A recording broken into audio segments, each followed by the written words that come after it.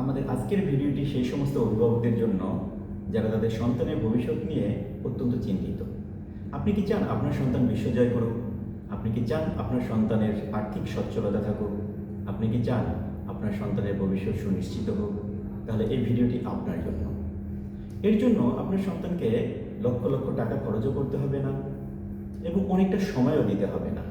মাত্র একটি বিষয়, এই বিষয়ে যদি দক্ষতা অর্জন করানো যায় তাহলে আপনার সন্তানের ভবিষ্যৎ সুনিশ্চিত থাকবে।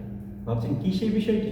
বিষয়টি সম্পর্কে আপনিও জানেন, কিন্তু কখনো গুরুত্ব দেননি, কখনো গভীরভাবে ভেবে দেখেননি।